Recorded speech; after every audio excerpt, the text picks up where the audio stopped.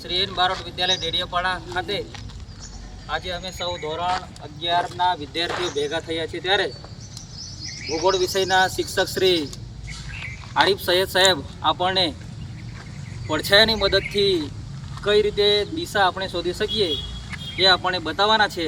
તો આપણે સૌ આનો લાભ લઈશું. Let's start. નમસ્કાર. નિલેશભાઈ કીધું એમ આજના રોજ 1/4/2026ના રોજ શ્રી એન બારોટ વિદ્યાલયના સ્ટાફ સાથે ધોરણ 11ના વિદ્યાર્થીઓ ભૂગોળ વિષયમાં પડછાયાની મદદથી દિશા કેવી રીતે શોધવી એક પ્રેક્ટિકલ મુદ્દો આવે છે. એના ભાગરૂપે અમે સવારે મેડમ 8:45 આ પોલની મદદથી જેનો પડછાયો પડે છે એના પડછાયાનો જે ટોપનો ભાગ છે ત્યાં 8:45 એક પોઈન્ટ મૂકેલો અને એ પડછાયો ધીરે ધીરે 9:15 અહીંયા આવેલો. તો એમાં પહેલાં બિંદુથી આ જે અંતિમ 9:15 બિંદુ કરેલો એને જોઈન્ટ કરવાનો એટલે એક સીધી રેખા આપણને મળશે. એ રેખા ઉપર એ રેખાને આપણે પ્લસની નિશાની જેમ ડિવાઈડ કરીએ ત્યારે એનો એક છેડો આ રીતે જે ડ્રોમાં દેખાય છે એન તીર લગાવેલું છે એ તરફ રહેશે અને બીજો દક્ષિણ તરફ છેડો રહેશે. તો આ રીતે જ્યારે આપણે પડછાયાની મદદથી સીધી લાઈન કરીએ એમાં પહેલું બિંદુ છે એ એનું પશ્ચિમ દિશા રહેશે અને આ બિંદુ છે અહીંયા એ રહેશે પૂર્વ દિશા. એ બંનેને ડિવાઈડ કરીએ પ્લસથી જેમ એટલે જે આ બિંદુ પડશે એમાં એન લખેલું છે એ ઉત્તર દિશા છે આપણી અને ત્યાં સાઉથ એટલે કે દક્ષિણ દિશા. તો આ રીતે આપણે સામાન્ય રીતે પડછાયાની મદદથી દિશા નક્કી કરી શકીએ અને આપણે એનો આપણા દૈનિક જીવનમાં ઉપયોગ કરી શકીએ. આ જે પોલ છે કોઈ પણ વસ્તુનો પડછાયો જ્યારે પડે ત્યારે એ ઉત્તર દિશા તરફ ખસતો હોય હંમેશા. ઉત્તર દિશા પશ્ચિમથી ઉત્તર દિશા તરફ ખસે છે તે દેખાય છે. આ જ પડછાયો 1 વાગે સમથિંગ 1 અને 2 વાગ્યાની વચ્ચે એ એક્ઝેક્ટ ઉત્તર દિશામાં હશે. બરાબર. આપણે આને કંપાસની મદદથી પણ જોઈએ કે આપણે જે આ ડ્રો કરેલો છે એ યોગ્ય છે કે નહીં, કે પરફેક્ટ દિશા મળે છે કે નહીં આપણને. નિલેશ આયોજન મેડમ દેખાય હવે આ સૌથી વધારે આપણને જરૂર ક્યારે પડે ખબર? આ સમજો કે તમે દરિયાની અંદર બોટમાં છો, બરાબર, અને દરિયામાં તમે દિશા ભૂલી ગયા છો, તો તે વખતે આ રીતનો પ્રયોગ કરીને આપણે દિશા ફાઇનલ નક્કી કરી શકીએ કે ભાઈ આપણે કઈ દિશામાં જવું છે અને આપણે અત્યારે કઈ જગ્યાએ છીએ. બરાબર ને? રસ્તો ભૂલી ગયા હોય કોઈ એવી જગ્યાએ ત્યારે પણ કામ આવે. હા, રણમાં બી કદાચ ભૂલી ગયા હોય આપણે, આજુબાજુ કશું દેખાતું ના હોય, તો તેવા સમયે પણ આ રીતે આપણે આ પ્રયોગ કરીને આપણે યોગ્ય દિશામાં જઈ શકીએ છીએ. અને આ મુદ્દો જ્યારે STTની તાલીમ હતી ને ત્યારે પ્રેક્ટિકલ તરીકે આપણે આ મુદ્દો ત્યાં મૂકેલો. બહુ સરળ રીતે મેં એટલું સમજાવેલું કે આપણે માનો કે આખા વર્ષમાં તડકો પડતો હોય ત્યારે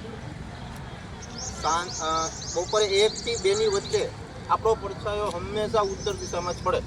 આ તમારે આજે પ્રેક્ટિકલ કરવું હોય તો કરી લેજો 1 વાગ્યાની આજુબાજુ. બરાબર. આપણો પણ પડછાયો, દાખલા કે મારો અત્યારે પડછાયો પડે છે તો એ પશ્ચિમ દિશા તરફ છે. જો આપણે પોતાનો દરેકનો પડછાયો આપણે ચાલે જતા હોય તો બી આપણને ખબર પડી જાય આપણા પડછાયો પરથી આપણે કઈ દિશામાં ચાલીએ છીએ. તો આ રીતે આપણે પડછાયાની મદદથી દિશા કેવી રીતે શોધી શકીએ અને આપણા દૈનિક જીવનમાં એનો કેવી રીતે ઉપયોગ કરી શકીએ એ આજે આપણે શીખ્યા. આપણને ખૂબ સરસ માહિતી આપી છે. આપનો ખૂબ ખૂબ આભાર. ચાલ આવી ગયો બધાને. આપણે જે ભેગા થયા છીએ અહીંયા આજ રોજ તારીખ 1/4/2026 ના દિવસે ધોરણ 11ના પ્રેક્ટિકલમાં વિષય એવો છે કે પરછાયાની મદદથી દિશા કેવી રીતે નક્કી કરીએ. આપણા વ્યવહારુ જીવનમાં આ વસ્તુ બહુ જરૂરી છે. ત્યારે અમે અને અમારી ટીમ દ્વારા સવારે 8:45 આ જે પોલ છે એનો અંતિમ બિંદુમાં આ પોઈન્ટ મૂકેલો, આ પોઈન્ટ, ત્યારે એનો પરછાયો અહીંયા હતો. પછી 9:15 વાગ્યે એનો અંતિમ પોઈન્ટ અહીંયા હતો. તો આ પોઈન્ટને આ રીતે જોડી દીધો છે. આ બેન ઊભા છે એ રીતે, હાથ બેન સીધા કરો તમે. હવે આ રીતે આમ પશ્ચિમ દિશાથી પૂર્વ દિશા તરફ આ પોઈન્ટને જોડી દીધા એટલે એક સીધી લાઈન આપને મળી ગઈ. હવે આ બેન ઊભા છે એમાં એનું પહેલો બિંદુ 8:45 વાગે હાથ છે એ એની પશ્ચિમ દિશા છે, આ હાથ છે એ પૂર્વ દિશા છે. 9:45 અંતિમ બિંદુ આપણે મૂકેલું. હવે આ રીતે ઊભા હોય ત્યારે આપણે આમ આ હાથ રાખીએ. આ બેન ઊભા છે એનું એક હાથ આમ છે, બીજા હાથ આમ, એટલે ચોકડી પડે છે ને, તો આ ચોકડીમાં જ્યારે આ હાથ આ રીતે ઊભા હોય ત્યારે આ બેનને આ બાજુનો પાછળનો ભાગ છે એ ઉત્તર દિશા છે અને સામેની બાજુ છે એ દક્ષિણ દિશા છે.